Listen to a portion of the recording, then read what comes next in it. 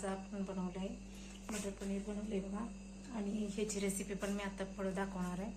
तर नक्की बघा, जरा ही व्हिडिओ स्किप करू नका. आणि तुम्ही जर चॅनलला माझ्या नवीन असाल तर लाईक, शेअर आणि सबस्क्राईब नक्की करा. तर करूया चालू. पनीर मी कसं बनवले, तर मटर पनीर बनवले मी, बघूया.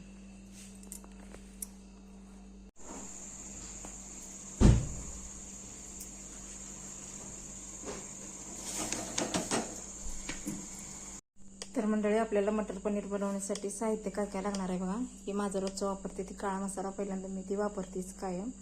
आलं लसूण पेस्ट, टोमॅटोची पेस्ट आणि ही कांदा पेस्ट आहे. कांदे 2 आहेत, टोमॅटो पण 2 आहेत. तर कांदे मी बारीक चिरून, म्हणजे लांबडे काप चिरून का नाही, थोडं उकळत्या पाण्यातनं काढले ते, कारण त्याचा वास जरा कच्चा राहतो त्यामुळं.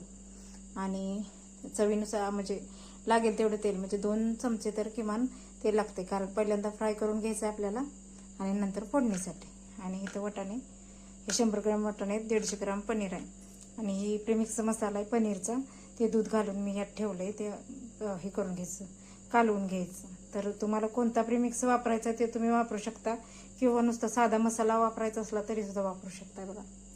तर करूया चालू. आता पहिल्यांदा पनीर फ्राय करून घेते मी. आणि हे पण थोडंसं गरम पाण्यातनं काढायचं वाटाणे, कारण हे फ्रोझन वाटाणे आहेत. तुमच्याकडे साधे आपले सोललेले वाटाणे असले तर त्याला काय गरम पाण्यातनं नाही काढलं तरी चालतंय बघा.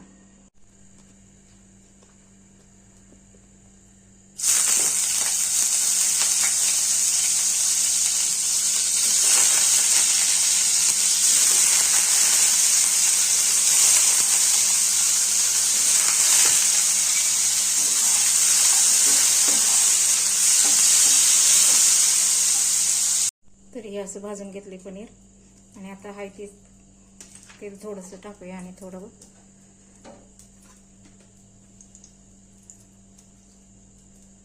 तरी आता आणि एक पळीवर तेल टाकले मी.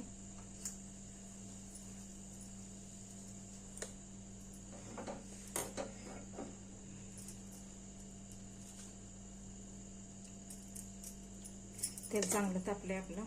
तर आता पहिल्यांदा आपल्याला कांद्याची पेस्ट टाकायची.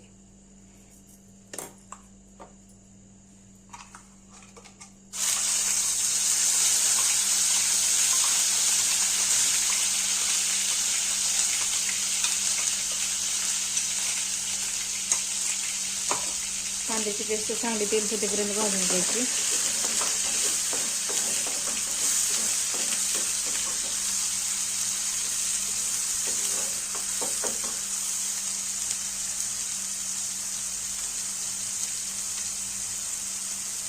तर आणि ही वटाणा बघा, मी गरम पाण्यातनं काढलं, किती फ्रेश दिसायला लागला. आणि तर थोडंसं गरम पाण्यातनं ही वटाणा पण असं काढायचं, कारण फ्रोझन आहे त्यामुळं.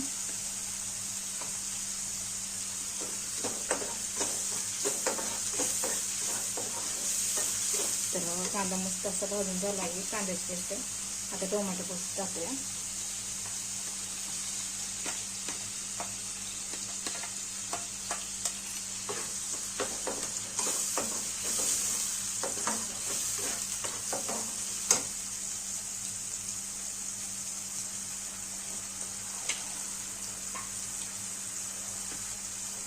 जर तुम्ही ह्या ट्रिक वापरून केलं का नाही मटर पनीर, तर एकदम ढाब्यासारखे होणार बघा तुमचे.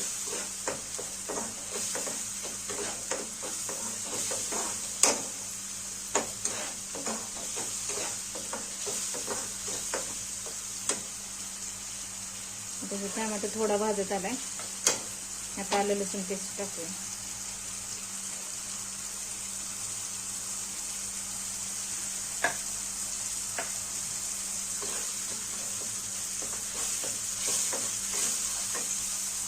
तर इथं मसाला चांगला खमंग भाजून झाला बघा. आता ही माझी आहे ती काळी चटणी, रोजची वापरते ती, मीठ टाकलंय. आणि हा मिक्स केलेला मसाला. तर हा प्रीमिक्स मसाला आहे, तुम्हाला तुम्ही कोणता वापरताय ते वापरू शकताय. ही थोडी साय आणि दूध घालून कालवलेलं बघा.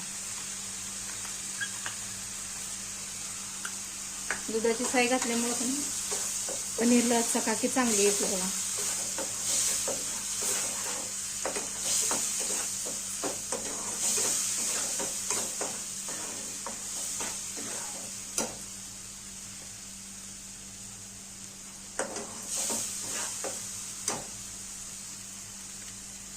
आता घालूया वाटण.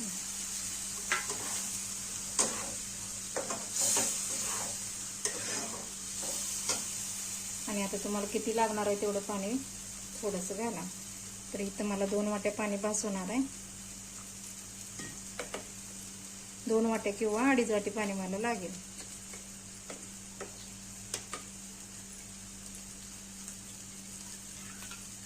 तुम्ही घट्ट करणार आहे किंवा थोडंसं पातळ करणार आहे की कसं करणार आहे त्याच्यावर तुम्ही पाणी घालू शकता. आणि जरी तुम्हाला एकदम घट्ट ह्याच्यापेक्षा पाहिजे असलं तर कांद्याचं आणि टोमॅटोचं प्रमाण जरा जास्त घ्यायचं. तर इथे 1 वाटी आत्ता वतल्या.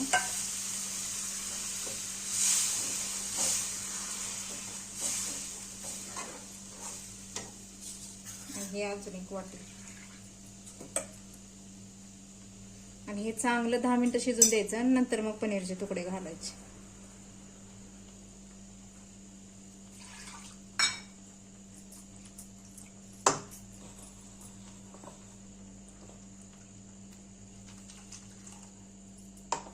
तर बघा ही माझी अशी क्वांटिटी झाली. म्हणजे जास्त पातळ पण नाही जास्त घट्ट पण नाही अशा पद्धतीने मी केले. आणि हे आता 10 मिनिटं अजून शिजून दिल्यानंतर थोडंसं आणि आटून म्हणजे थोडं आणि घट्ट होणार आहे. त्यामुळे मध्यम गॅसवर ही 10 मिनिटं शिजून देऊया आपण आणि नंतर पनीरचे तुकडे टाकून नंतर 5 मिनिटं शिजून देऊया. तर ही शिजून आपले 10 मिनिटं झालेत आणि बघा मगाच्यापेक्षा थोडंसं असं घट्ट झालंय बघा. हे बघा ही भाजी. आणि आता टाकूया पनीरचे तुकडे जे आपण फ्राय करून घेतले ते. आणि ही 5 ते 5-7 मिनिटं शिजून देऊया हे. आणि ह्याच्यात दुधाची साय का वापरली सांगू का? दुधाची साय वापरल्यानंतर तुम्हाला बटर वापरायची गरज लागत नाही. आपण जे बटरचे क्यूब सगळं झाल्यानंतर टाकतो का नाही ती टाकायची गरज लागत नाही. तर बघू शकता ही दुधाची सायमुळं कशी चकाकी आली. आणि असं तेल जरा आपल्याला कट पाहिजे असेल तशा पद्धतीनं ह्याला सुटतंय बघा.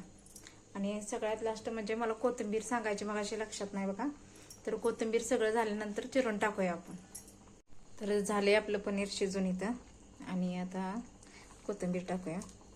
तर कोथिंबीर मी सगळ्यात मागणं टाकत असते. म्हणजे पहिल्यांदा टाकलं की नाही कोथिंबीर काळी होत असते. म्हणजे काळी पडते. आणि अशी सगळ्यात शेवटनं टाकली की नाही मग नंतर गॅस बंद करायचा आणि थोडंसं हलवून गॅस बंद केलं की नाही हाय असं हिरवा कलर भाजीचा राहतो. त्यामुळे सगळ्यात मागणं मी कोथिंबीर कायम टाकते. ह्याच्या आधी पण मी तुम्हाला 1-2 रेसिपीमध्ये सांगितलंय बघा कोथिंबीर कधी टाकायची ते.